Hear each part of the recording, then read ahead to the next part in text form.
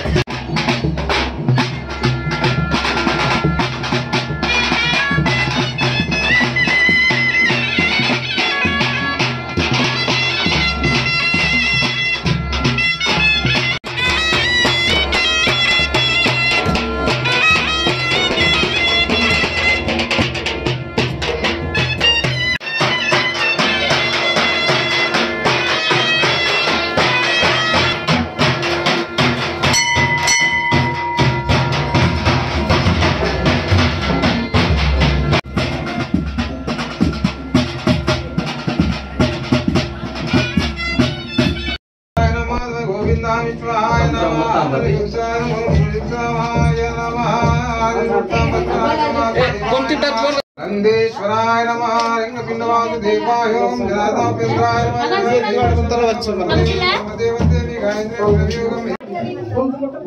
महादेव ओम नमः शिवाय नारायण ओम नमो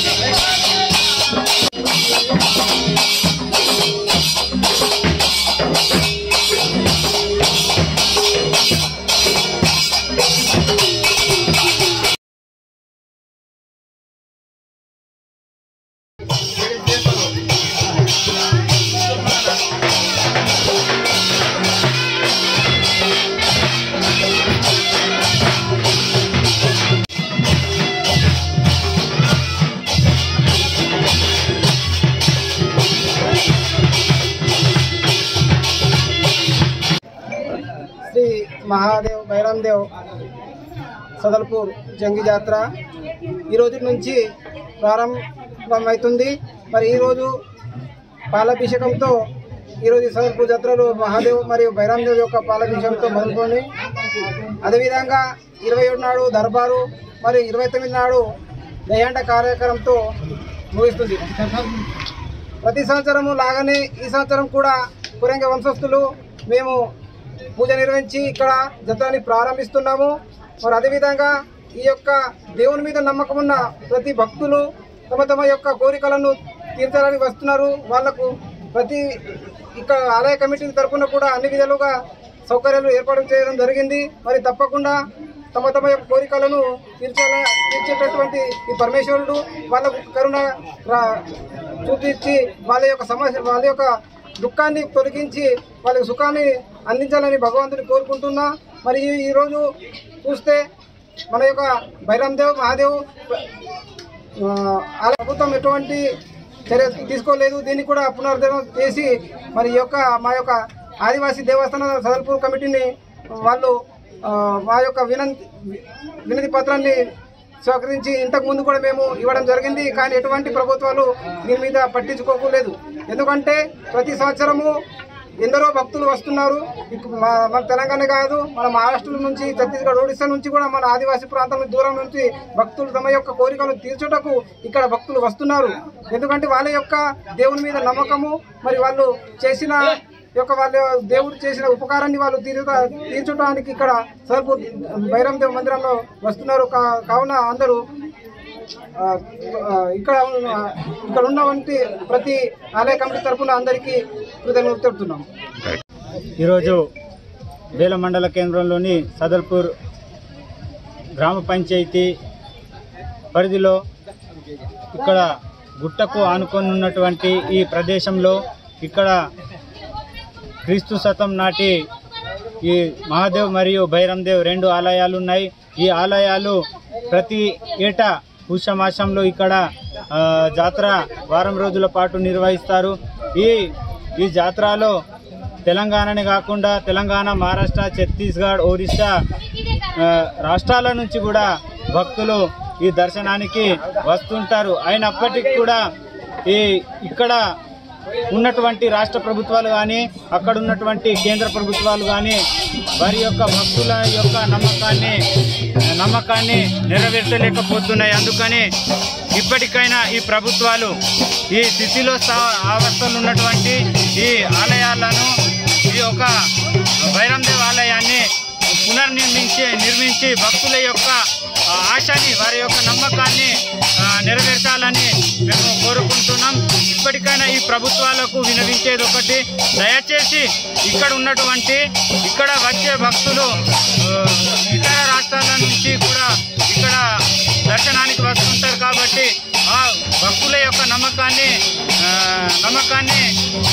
ఉంచే విధంగా ఇక్కడ ఉన్నటువంటి ప్రభుత్వాలు చొరవ తీసుకోవాలని కూడా ప్రభుత్వాలు మరియు సంబంధిత అధికారులకు నేను విన్నవిస్తున్నాను.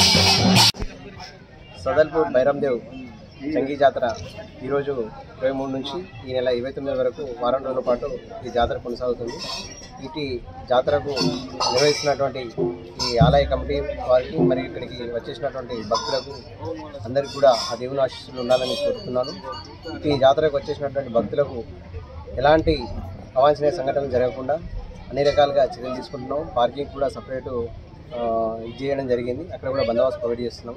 ఈ ట్రాఫిక్ అంతరాయం కలగకుండా, అదేవిధంగా జాతరలో దొంగతనాలు కాకుండా మా పోలీసు ఇళ్ళ ఇక్కడ పికెటింగ్ కూడా ఏర్పాటు చేయడం జరుగుతున్నది.